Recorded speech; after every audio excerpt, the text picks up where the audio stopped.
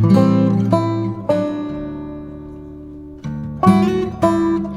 everyone. My name is Carolina. I'm a postgraduate student at the University of Oxford, specializing in international development. I've been a GGI fellow before, starting in November 2020, and I'm now a teaching assistant for Global Governance Initiative itself. And it's a pleasure for me to present Shatakshi to you today. Shatakshi is the co-founder of GGI, an ex-BCGer, advisor to Tony Blair, ex-Prime Minister of the UK. How are you, Shatakshi? I am doing really lovely, Carolina. It's a lovely weather out here in New Hampshire. It has started snowing. How about you? How is the entire London vibe for you? It has also started snowing here, Oh, so vibe is lovely. the same. Yeah, it's lovely. Very interesting. Out of curiosity, does it snow that often in your native where you come from? And do you want to, in fact, tell the audience where do you come from? Sure, I'm Italian. I come from Milan. And I would say it snows during the winter, maybe once or twice.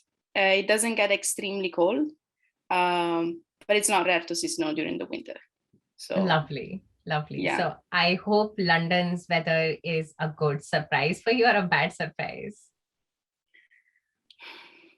bad surprise. Bad surprise. I've heard about the notorious London weather, but oh yeah. Yeah, raining as we are speaking. Yeah, Wow, cool. Perfect. Thank you so much for the introduction, Carolina. sure. Well, today we're going to talk a little bit about impact investing, which is a topic that GGI itself has at heart, and in particular, impact investing during the COVID-19 pandemic that we're currently in. Just reading through a few articles, I got to know that impact investing has actually experienced a boost in popularity during the pandemic due to increased awareness of climate change, but also social challenges such as unequal access to healthcare and just racial and gender inequality. I was just curious to know if you're aware of who was behind these investments and why do you think the investors entered this space in the first place? Sure, that's a really good question. Impact investing is a very niche space, right? Largely, I would say investing is a very niche space. And a lot of students and a lot of young professionals like you are always very curious what's happening in this space? Can I build a career around it? But before we answer any career related question, let me actually throw a little bit of light about impact investing. So, largely the impact investing space in terms of market size is somewhere around 700 to 800 billion dollars, right? And that's as of 2020. And I would say that's a function of almost 1700 to 1800 impact investing organizations, which is contributing to this $700 billion that we are talking about.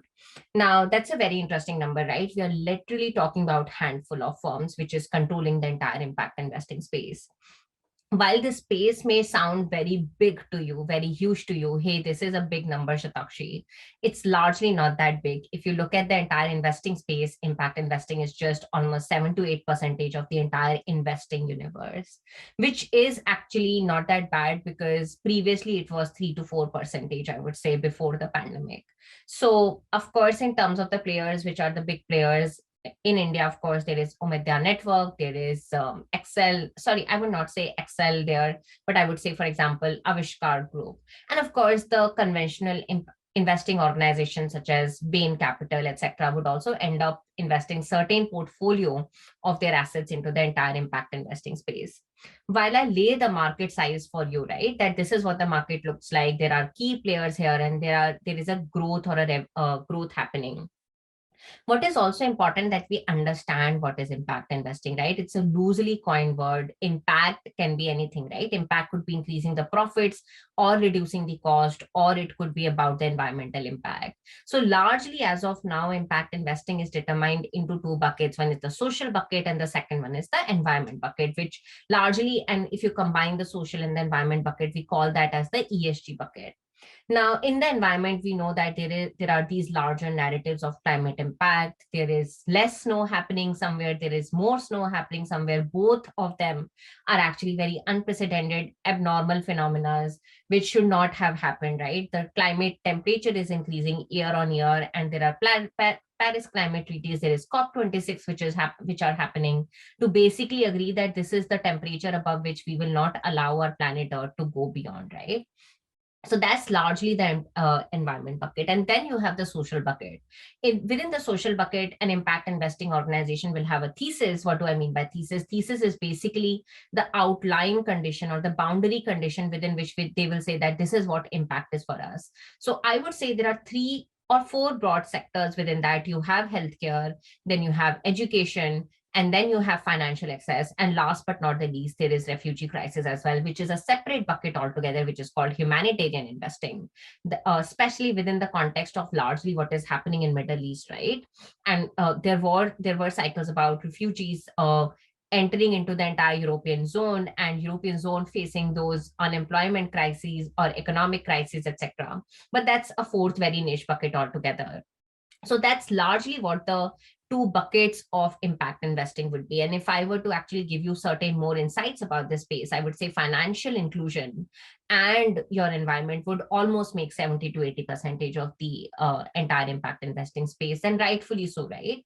If you go back to economics 101 and if you question, hey, Shatakshi and Carolina, how would you go about, there is a poverty trap, right? Concept. Carolina, have you heard about that concept called poverty trap?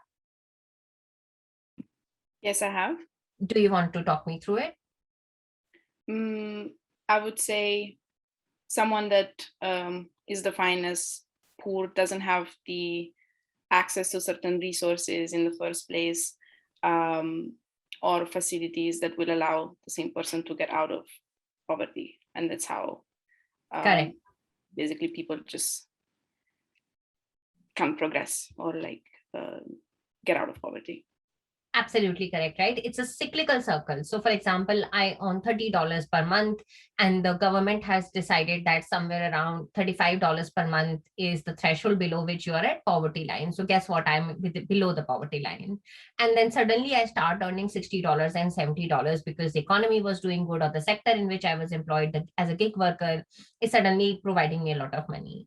But you would say that for example, that person hypothetically is me, and suddenly you would say that Shatakshi is out of the poverty line, but that doesn't operate like that. Whatever additive income that I was earning, I would either end up actually putting that in my expenditure, right? I would either end up buying alcohol, or unfortunately in the developed economies, drugs, or I would definitely not end up saving it, or I would end up loaning it to someone where there is no guarantee that it's going to come back. Now, the root cause of this entire issue, or the sustainable solution of this entire issue, is financial inclusion access. If they would have had banks, they would not have been under the circumstances that they would have. So it's a very long narrative, for example, which we cover in the GGI Policy Consulting Masterclass. So understanding this narrative that you can provide education to the poor, you can provide healthcare access to the poor. If there is $1, where do you put that $1? It should always be, financial inclusion should be a high priority. And that's how impact investing assets are largely based in developing economies, because that's where there is a high potential of impact investing.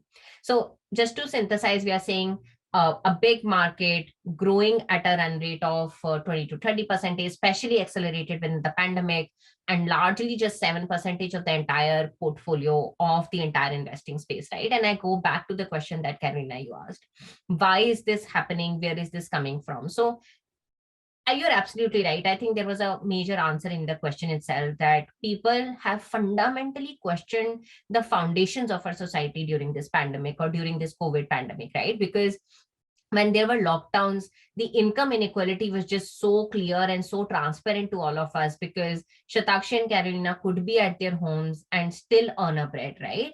But the person who was at the bottom of the pyramid couldn't really earn his or her bread, largely because they had to be out there, they had to earn their bread. So these kind of income inequality, education inequality, financial inclusion inequality were just out there on the table, and one cannot just afford to not miss them.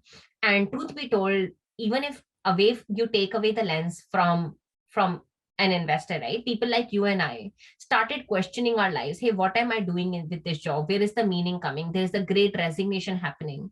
I think these larger questions were not just questioned by the investors, but by people like you and me, where we would say that, hey, why am I studying at Oxford? Or I would say that, hey, why am I working at BCG, right? We wanted to bring more meaning to the work. Of course, there could be certain meaning to our current work as well, but probably we wanted to do much more than that. And that made the existing investors, right, people who are not putting their money in healthcare, financial inclusion, or climate impact, suddenly start putting their money in the impact investing space. And then, of course, there is the entire new pressure of ESG as well, where there are certain investors who would say, who are at the top of the pyramid, right? Something like Blackstone, they would say that we are just going to be putting our money with organizations who are ESG compliant, etc. And it's kind of a change. When change happens, the big buck or the biggest fish in the market will have to call out a change, and then the followers will say, oh, this makes sense. So while it's a positive change, but let's not forget it's just 7% of the entire money that's circulating in the entire investing space. It's a good sign, but I fear what if we go back to the normal. While I don't see that there is going to be a normal, there is a new normal. I hope that people still question their motives, their intentions, and we are not just being capitalists, but we are being responsible capitalists, as the agenda of GJ also is. I hope that helps. It does. Thank you. I guess I was also wondering why in the first place would anyone want to enter this space? How is this profitable, and why would not someone invest in or like enter the typical standard market, financial market? Very, very good question, right? The question is around why. The question is around capitalism versus responsible capitalism, right? I mean, we can go about and question why would Bill Gates, who is one of the biggest billionaires on this planet, one of the richest person on this planet, suddenly pivoted his career to then work on climate impact, right? It may just sound very meta. At the same time, I think advocacy really takes place, and those advocates really bring a change of heart and a change of mind. At the same time, there is a math to it, and the math doesn't say necessarily, Carolina, that we are saying that impact investing is necessarily unprofitable. It may be relatively less profitable. So what I would say that when I'm putting in $100, then rather than earning $10 on that $100, I'm going to be earning $8 or rather $5. So I'm still earning, right? So if you look at the entire impact investing equation, there is risk and there is return. Largely what any smart investor would want to do is lower down on the risk and higher down on the return, right? Very, very rare opportunities. It doesn't really happen like that. Mostly what takes place is high risk leads to high return and low risk leads to low return. That's how an investor would think, and that's how people should actually invest when they're thinking about the capital markets as well. What an impact investor would say is, hey, Shatakshi or Carolina, I am going to be increasing my risk appetite a bit, and I'm happy to lower down on the returns a bit, which is little less capitalist if you think about it, that I am increasing my risk appetite. Why am I increasing my risk appetite? Because this hasn't been done before. We have less formulas or less models where if I put my money in the developing economy in a financial inclusion kind of a market, then what is the risk? Because that kind of data or historical patterns haven't been charted yet. So I take a little bit more risk and I'm taking a little bit more less profit. Why? Because suddenly I'm a responsible capitalist. I am fine earning 6 rupees on a 10 rupees base value, right? Rather than I earn 8 rupees. So you still end up earning, right? That's why organizations such as Umidya Network or Avishkar or Asha Foundation, Asha Impact, right? They will never ever just burn their money. It's not a non-profit. They're not saying that we are not going to earn money or not make profit. They're just going to say we're happy to take more risks, a little bit more, and we are happy to actually take little less profit for the benefit of the society. And that's the kind of leadership that we need in today's day and age. I'm not sure if that largely answered your question, but it's a meta question. I think a lot of it is part of the advocacy, and those advocacy takes place at platforms such as COP26 and platforms such as World Economic Forum Davos. Cool. Thank you. Thank you. That clarified my point. Another question I wanted to ask is, what other further opportunities and innovations might we see post-pandemic? You said you're afraid yourself that the trend will change once we go back to normal or a new normal. But what other opportunities you see? Very good question. I think I am very bullish on cryptocurrency, right? And that's a very interesting discussion because I see crypto, especially for the developing economies, as largely an impact investing, right? Because think of, and of course, we can go on and have a separate discussion around cryptocurrency, and that would be, I think, very interesting for you. We could say that financial inclusion may not just come from the fiat money, from the dollars or from the pounds or from the euros. The financial inclusion can come from cryptocurrency as well, which is Bitcoin, that I am going to be providing Ethereum, or I'm going to make Ethereum, or especially Cardano, right? Cardano has been approved in 2 of the African countries as a means for certain transactions. Now, what will that largely lead to? A lot of financial inclusion. Of course, I'm jumping the gun here. I'm in the interest of time, I'm not talking about what happens in between because of which there is financial inclusion. So largely, I would say that there is an entire wave of cryptocurrencies taking place. Governments are talking about deregulating it, or governments are saying that we do not establish cryptocurrency as a fiat currency or as a legitimate currency.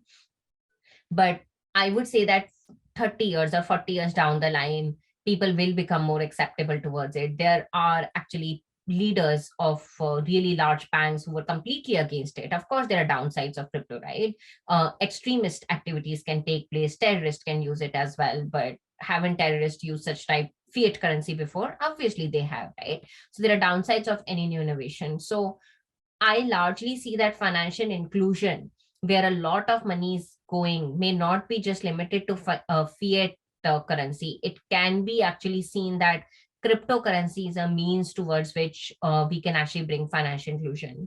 Of course, there are downsides. We're talking about the mining of the coins that's taking place, the servers that are there in the Nordic countries, which is creating a lot of pollution. So that balancing has to take place.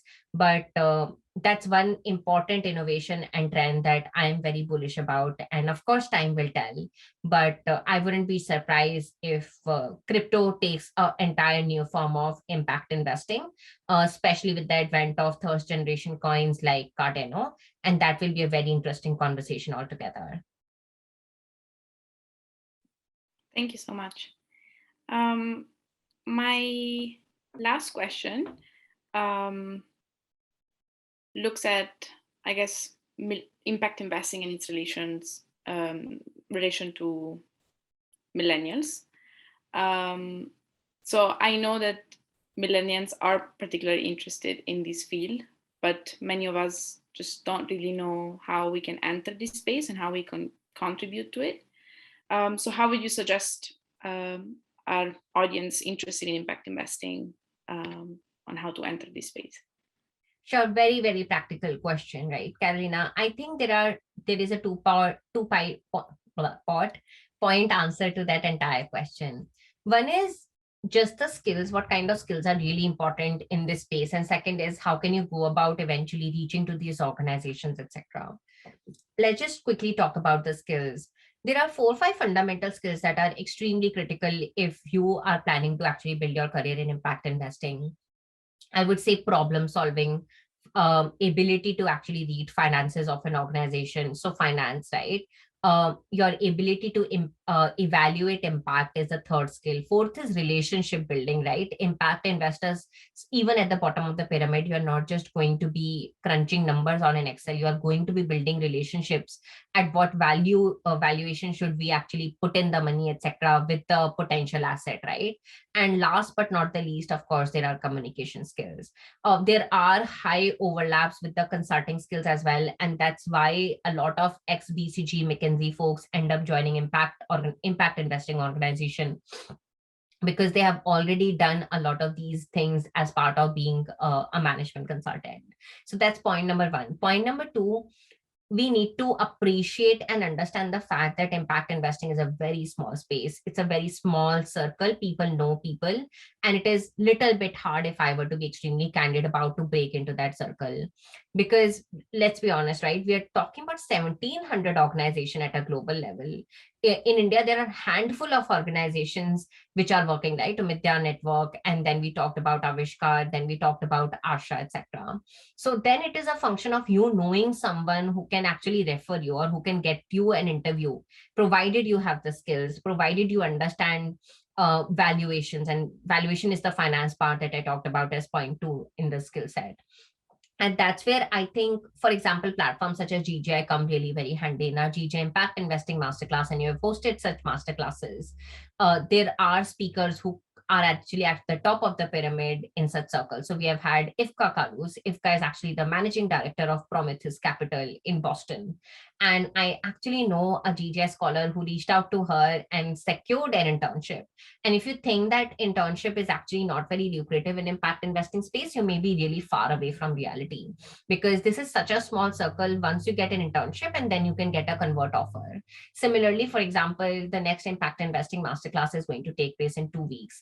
And we are going to have Gary. Gary has actually interestingly worked for 25 years in hedge fund. And then he had a change of heart, like the way you are asking, right? Carolina, how do people have a change of heart? And since 5 years, he's actually he's the CEO of an impact investing firm based in Atlanta. And he's going to be taking a masterclass. So platforms like GGI, for example, I'll be extremely honest, I do not know a parallel to GGI in India, which is creating such platforms for impact investing. Of course, there are going to be competitors outside internationally, especially in US, because private equity impact investing is largely focused in US market. But these are the kind of platforms where you not just get to learn from these leaders, you get to interact and build a network from these leaders. So that will be a good opportunity for the young generations, for the Gen Z, to contribute to this space. We definitely need more Gen Zs than ever in this entire space. And I'm sure that impact investors who are partners and managing directors in this space would be needing them as well. I hope that answers the question. It does, and it gives, I guess, a lot of hope to millennials like me and others watching this video. So thank you so much, Purit. I think that was it from my side. Thank you again for this conversation. I really learned a lot from you, and I'm sure anyone else who has watched this conversation. Do you have any final words? Thank you so much, Carolina, for having this conversation. I would just largely say that I am a responsible capitalist at heart. I know that's not a jargon yet, but I am a responsible capitalist. And I'm just so glad that these conversations are now happening, even within a few circles at least. And that's the kind of conversations we need beyond the boundaries of Oxford Circle, beyond the boundaries of people who have worked with Tony Blair, etc. And I want more and more capitalists to start questioning these, and that capitalist could be a 21-year-old working in a startup, right? There was this very interesting tweet that I saw the other day, that the smartest people on this planet are working to deliver food by just 5 more minutes. I think our smartest people on this planet can do way more than that, much more meaningful than that, to bring a true change. That would be my last words. Thank you so much. Thank you so much, Karina. Bye-bye. Take care. Bye. Subscribe right now so that you get notified every day, whenever I'm putting up my videos on career advancement, personal finance, and lots of productivity hacks.